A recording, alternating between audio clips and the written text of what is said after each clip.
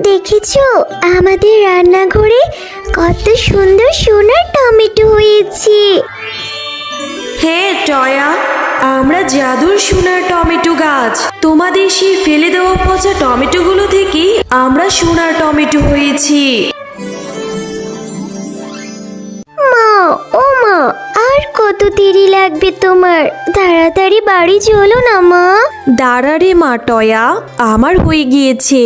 দেখছিস না আমাদের টমেটো বাগানের নতুন টমেটো এগুলা। টমেটোগুলো দেখতে অনেক সুন্দর, হয়তো রান্না করলেও খুব খেতে মজা হবে। তুই খুব মজা করে খেতে পারবি।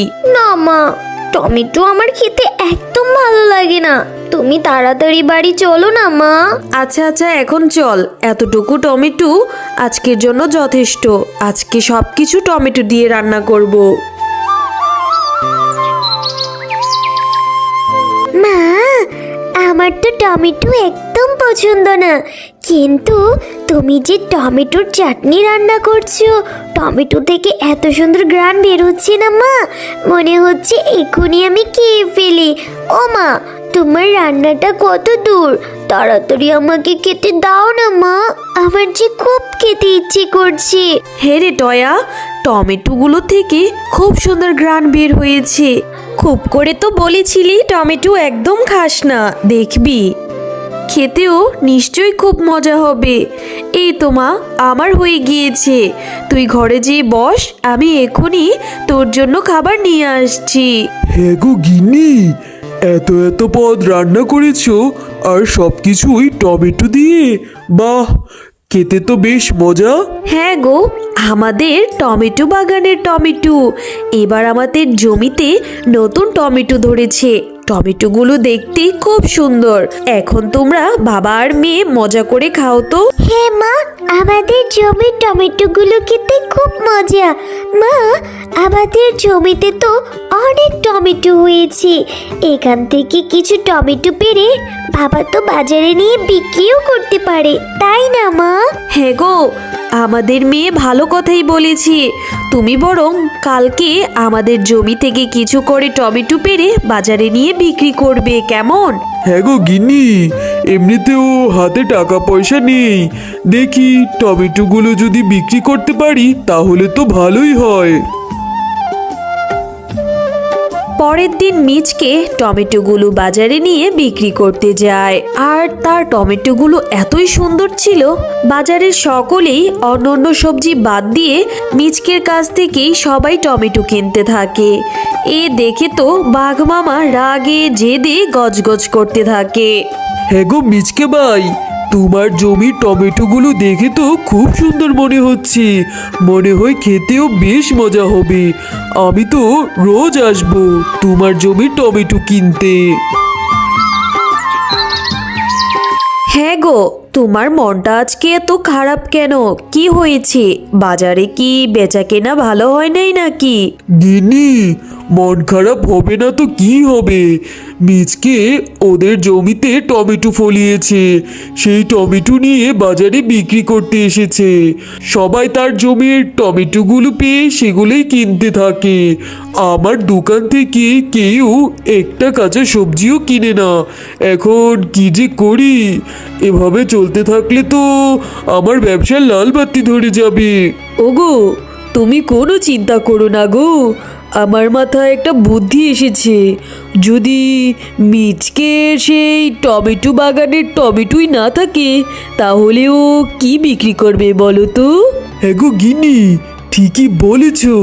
তাহলে আমাদের ওদের জমির সেই টমেটোগুলোকে নষ্ট করে দিতে হবে। হ্যাঁ গো, হে তাড়াতাড়ি চলো, এক্ষুনি যাই। ওগো, তাড়াতাড়ি করো গো, কেউ এসে দেখে ফেললে কেলেঙ্কারি হয়ে যাবে। তাড়াতাড়ি চলো।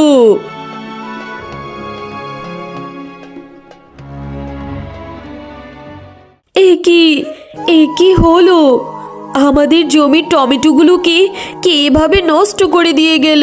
হায় আল্লাহ, এখন আমরা কি করি? আমাদের আয় উপার্জনের মাত্র একটি পথ হয়েছিল, সেইটাও ওকে নষ্ট করে দিল। এখন কি যে করি? ওগো, তুমি কান্না করো না গো। আল্লাহ চাইলে আমাদের জন্য একটা ব্যবস্থা ঠিক করে দিবে।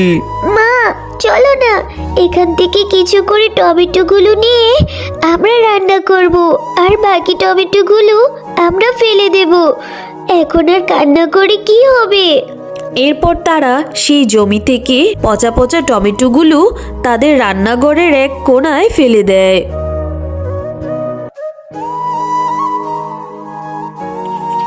আহারে, শেফার কত কষ্টের জমির টমেটো এগুলো। এই টমেটোগুলো কিনা তার দুষ্ট প্রতিবেশীরা নষ্ট করে দিয়েছে। আমি এক্ষুনি জাদুকরি শক্তি দিয়ে এই পচা টমেটোগুলোকে সোনার টমেটো গাছে রূপান্তরিত করে দেই। এরপর পরীটা জাদু করে সেই পচা টমেটোগুলো থেকে একটি সোনার টমেটো গাছ করে দেয়।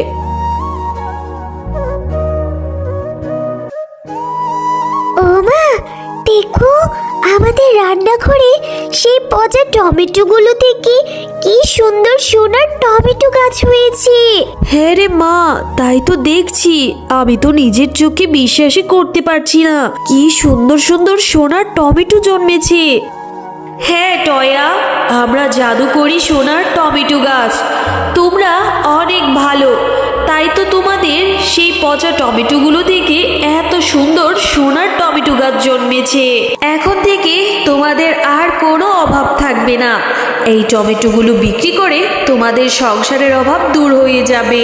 হ্যাঁ, সোনার টমেটো গাছ, তুমি ঠিকই বলেছ। দেখেছিস টয়া মা, আল্লাহ আমাদের এই বিপদে সহায় হয়েছে।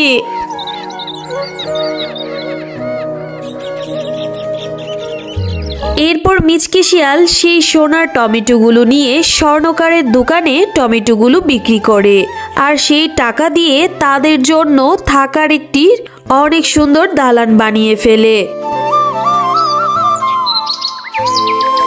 আরে আরে, মিচকে আর শেফা এত রাতারাতি এত সুন্দর একটা বাড়ি কিভাবে বানালো? ওদের তো একটাই টমেটোর জমি ছিল, সেইটাও আমি নষ্ট করে দিয়েছি। তাহলে এত টাকা কোথা থেকে পেলো? ওরা কি আলাদিনের চেরাগ পেলো নাকি? যে দেখি তো। ও, এই ব্যাপার, ওদের রান্নাঘরে সোনার টমেটো গাছ হয়েছে।